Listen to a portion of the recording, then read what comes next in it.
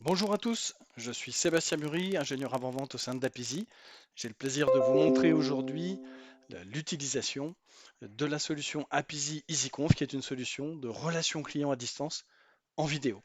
Alors pour vous présenter notre solution, je vais vous partager mon écran sur lequel on a deux parties. Sur la partie gauche, eh bien le portail en fait du conseiller, sur la partie droite, le smartphone du client avec lequel on va pouvoir échanger.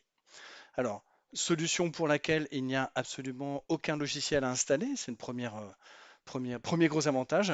Et deuxième gros avantage, solution souveraine, entièrement sécurisée. Donc tous vos échanges restent bien confidentiels. Alors, du côté du conseiller, tout simplement, je me connecte sur le portail cloud.pc.com, je choisis ma langue, mon login, mon mot de passe, je m'identifie. Bien entendu, il est possible d'intégrer la solution à vos outils métiers et de bénéficier de la fonction de SSO, hein, donc de faire en sorte que le conseiller n'ait pas besoin de décliner son identité s'il est déjà connecté sur votre portail métier. J'arrive ici avec différents menus.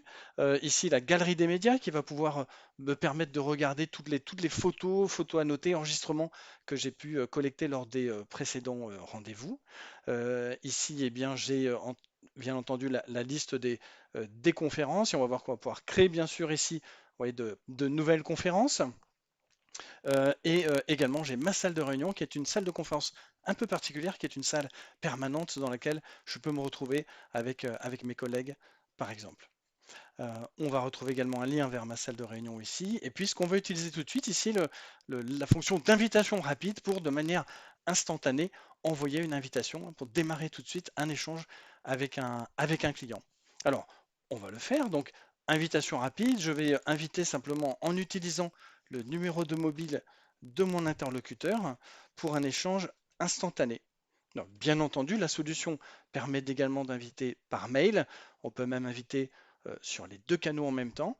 Et puis là, on va faire une intervention, une communication instantanée. Bien entendu, on peut également programmer les rendez-vous à distance. J'envoie l'invitation instantanée. Voilà, elle va être reçue du côté du smartphone. Vous voyez qu'on me propose ici du côté du conseiller de rejoindre la webconférence. Sur le smartphone, je reçois l'invitation. Alors ici, tout est brandé EasyConf parce qu'on est sur une démonstration, sur une maquette de démonstration générique. Mais bien entendu, l'ensemble est personnalisable. Donc ici, on va trouver le nom de la société qui envoie, donc le nom de votre société qui envoie l'invitation. Et vous voyez qu'ici, on peut réinjecter, si on le souhaite, le prénom, le nom du conseiller qui est invité, la date, etc. Dans tous les cas, notre interlocuteur aura ici un lien à suivre pour rejoindre en conférence le conseiller. Donc, on va le faire tout de suite sur le smartphone. Voilà. Donc, ici, vous voyez que du côté du conseiller, ça y est, je suis en conférence, j'attends mon client. Et ici, du côté du smartphone, je peux rentrer comme invité. Voilà, je sais pas, Régis par exemple. Voilà. Alors, je suis invité du côté de notre client, je suis invité à confirmer mon acceptation des termes, des conditions d'usage et de la politique de confidentialité. Donc, bien sûr, à cette étape, nous injectons les conditions d'usage de notre client, hein. Donc, ce sont vos conditions qui sont injectées. On peut continuer sur le parcours pour, du côté du client également, aller rejoindre la conférence. Vous voyez, c'est simple, hein, ça se fait en quelques clics, une invitation par mail, quelques clics pour se rejoindre. Ici, j'ai activé la modération, donc je vais accepter ici euh, l'arrivée de Régis dans le rendez-vous. Voilà, et nous voici connectés ensemble. Alors j'ai simplement muté l'audio hein, pour qu'on n'ait pas d'effet d'écho ou de larcène hein, dans la démonstration, mais on a bien effectivement dans l'outil, bien sûr, l'audio et la vidéo. Alors, du côté de mon client ici, j'ai quelques boutons qui lui permettent notamment d'aller muter ponctuellement son flux vidéo et son flux audio ici, hein, pour le respect de la vie privée. S'il y a quelque chose autour de lui, quelqu'un qui lui parle et qui ne souhaite pas qu'on puisse écouter ou voir ces éléments, il va pouvoir ici jouer sur ces fonctions. De notre côté, bon, on va faire le tour du propriétaire dans le sens contraire des aiguilles d'une montre. J'ai tout d'abord ici la capacité de voir quelle est la qualité des flux audio-vidéo que moi je suis en train d'envoyer à mon interlocuteur. Donc on voit que la qualité est excellente. Je peux ici avec ce bouton raccrocher quand on aura terminé l'échange. Je peux moi aussi désactiver mon micro, activer mon micro, désactiver ma caméra, activer ma caméra. Ici, je peux utiliser la fonction de partage d'écran. Alors, ce partage d'écran, j'ai plusieurs possibilités. Je vais pouvoir soit partager l'intégralité de la surface d'un écran, soit une fenêtre en particulier d'une application qui est ouverte, soit un onglet de Chrome en particulier. Et si je souhaite partager également le son qui est associé avec cette ressource, si je partage par exemple une vidéo, je vais pouvoir le faire ici en cliquant sur le partage de l'audio du système. Voilà, donc ça c'est bien utile, notamment le partage d'écran, bien entendu, pour revoir une proposition avec un client, pour le guider sur un formulaire qu'il a à remplir, etc. Donc vraiment pour expliquer, dérouler une démarche contractuelle, guidée sur une opération que le client doit faire de son côté. Ici, on trouve du côté du client également la qualité de service, donc là des flux que je reçois, donc on voit que la qualité est bonne. Et puis ici, sur le flux vidéo de mon client, j'ai des options, c'est-à-dire une télécommande. Je peux agir à distance sur l'interface de mon client. Je peux aller moi-même donc désactiver sa caméra, activer, désactiver son micro. Quelque chose qui est intéressant, je peux aller télécommander une bascule de caméra, donc lui proposer de changer de caméra. Voilà, il n'a rien à faire, si ce n'est qu'ici de valider qu'il est d'accord pour changer la caméra. Et ça me permet par exemple de basculer sur la caméra arrière du client. Donc on a ici, voilà, si on veut vérifier par exemple, hein, on fait du SAV, on essaye de rendre service à un client, on doit vérifier effectivement les éléments d'une carte SIM. Eh bien j'ai ici une photographie, une fonction de prise de photo qui est disponible sur l'ensemble des flux.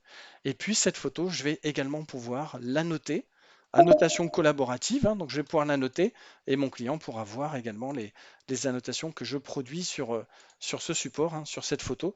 Donc ici, par exemple, pour indiquer que eh bien, les codes de PIN et PUC correspondent bien à ce que j'avais dans mes petits papiers, dans mon CRM, et que donc on peut avancer sur le dépannage. Bien entendu, donc les photos qui sont prises sont enregistrées automatiquement. Les photos annotées, je peux les enregistrer si je le souhaite.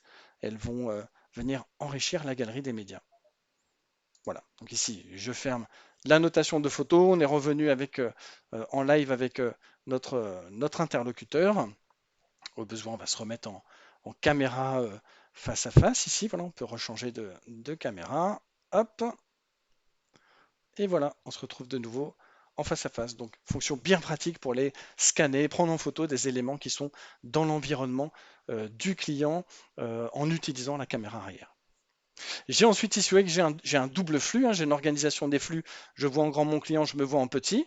Bien sûr, on peut inverser les flux. Là, on est dans le mode locuteur, c'est-à-dire que je vois en flux principal un des participants. J'ai également le mode mosaïque qui me permet en fait d'affecter la même taille, la même surface d'écran à chacun des interlocuteurs. Et dans ce mode mosaïque, s'il y a des fenêtres que je veux réduire, je le peux. Voilà, par exemple ici, je vais réduire ma propre fenêtre qui rentre dans ce tiroir, un tiroir qui est escamotable. Voilà, je me concentre sur le client. Toujours pour se concentrer sur le client, sur notre visuel, on peut bien entendu passer en plein écran. On peut également, c'est très pratique, utiliser la fonction ici d'incrustation vidéo. Donc ici, je vais pouvoir décrocher la vidéo de mon client.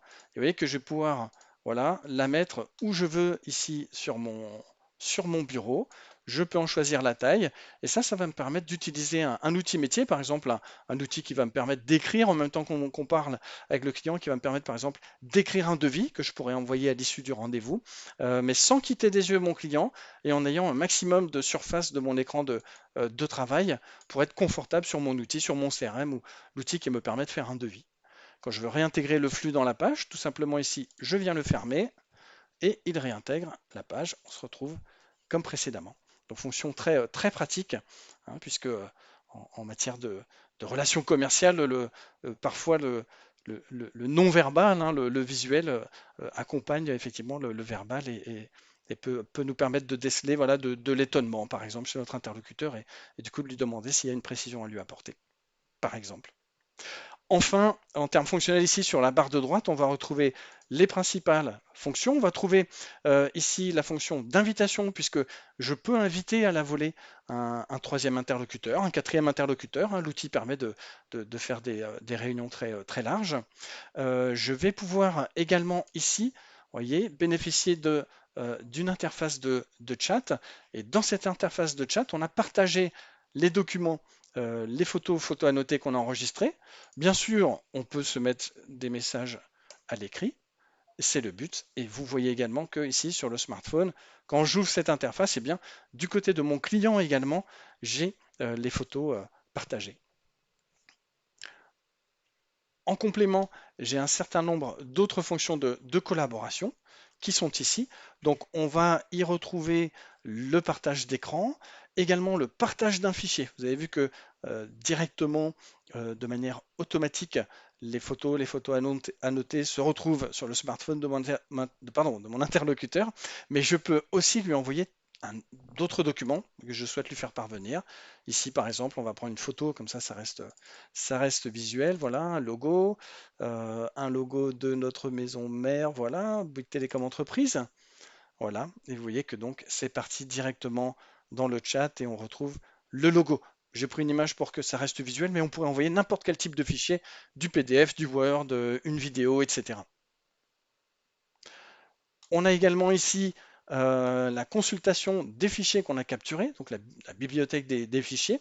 Et puis sur chaque fichier en fait que j'ai partagé, je vais pouvoir repartager, télécharger sur mon bureau, en voir les métadonnées ou le supprimer si je dois faire du ménage. Donc bibliothèque des fichiers du rendez-vous. J'ai ici un pointeur que je peux activer de manière par exemple guider si je fais un partage d'écran pour partager un formulaire et guider mon interlocuteur, je peux le faire. Et je peux également, vous voyez ici, si je reprends voilà, la vidéo de mon interlocuteur, ici, je peux, ici, ben, même sur l'ensemble des flux vidéo, vous voyez ici, je peux partager des pastilles, des points d'intérêt. Euh, alors ça peut être intéressant notamment quand on utilise bien sûr la caméra arrière comme on l'a fait tout à l'heure. Donc partage du pointeur. Je peux également faire du dessin, donc comme on l'a fait juste avant, des annotations, mais sans qu'il y ait une photo en arrière-plan. Pour certains cas d'usage, on est capable d'activer la diffusion sur YouTube, donc uniquement donc, les flux audio et vidéo du locuteur, hein, de l'organisateur du rendez-vous, de la webconférence, vont être streamés sur YouTube avec un petit décalage temporel. Et puis au besoin, je peux également partager une caméra supplémentaire. Donc ça, c'est pratique si je suis dans un métier dans lequel je veux montrer un objet qui est autour de moi à mon client, mais en gardant le contact visuel avec lui, je peux utiliser une deuxième webcam que je vais pouvoir pointer sur l'objet dont on va parler et de nouveau utiliser le partage du pointeur pour lui attirer son attention sur des points particuliers qui concernent cet objet. Enfin ici, avec la petite couronne, les fonctionnalités qui sont réservées à l'organisateur, enregistrer la vidéo, enregistrer uniquement l'audio si on le souhaite. Quand on enregistre la vidéo, on peut choisir éventuellement d'aller enregistrer certains participants et de ne pas enregistrer les autres. Donc on peut ici aller choisir les flux que l'on veut enregistrer ou pas. Et également, on va trouver la capacité de désactiver toutes les caméras, désactiver tous les micros, ce qui est intéressant lorsqu'on est plutôt dans une réunion, une phase d'avant-vente en B2B, voilà, pour éviter qu'il y ait des bruits parasites par exemple, ou en cas de manque un petit peu de bande passante, que tout le monde ait sa caméra allumée en même temps et que ça vienne saturer la bande passante. Puis dans ce menu, quelques réglages sur quelle caméra j'utilise, quel micro, quel haut-parleur. Et éventuellement, je peux aller changer en fonction de la qualité de service souhaitée.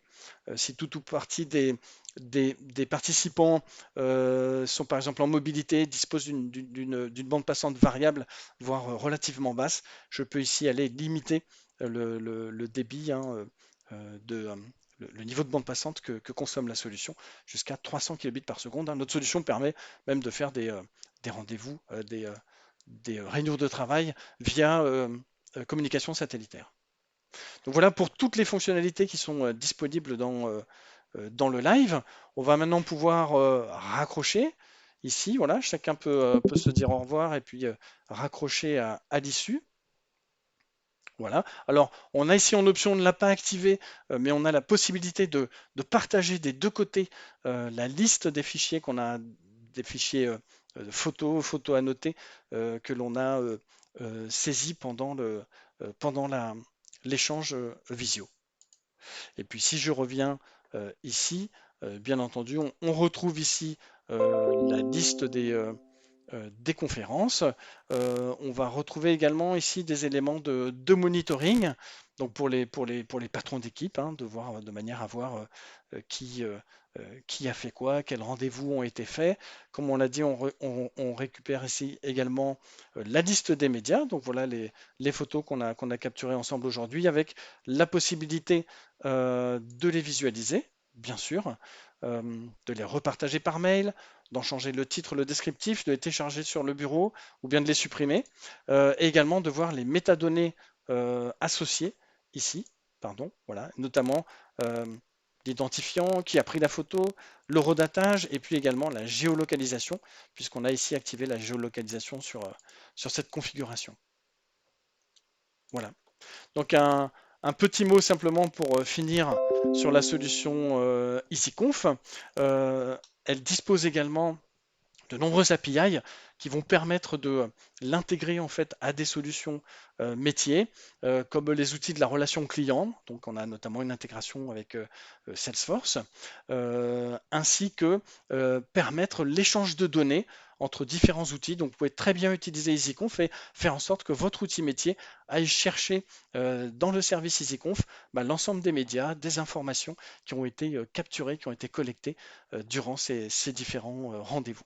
Voilà, donc avec EasyConf, je me fais un rendez-vous en quelques secondes, j'évite des déplacements, j'évite également de la pollution puisque du coup je relâche moins de CO2 dans l'atmosphère, je réduis les temps de traitement, donc il y a plein d'avantages à opérer, à échanger avec mes clients, avec mes partenaires en utilisant EasyConf. Voilà. Je reste à votre disposition ainsi que toute l'équipe d'Apizy pour toute précision sur notre solution.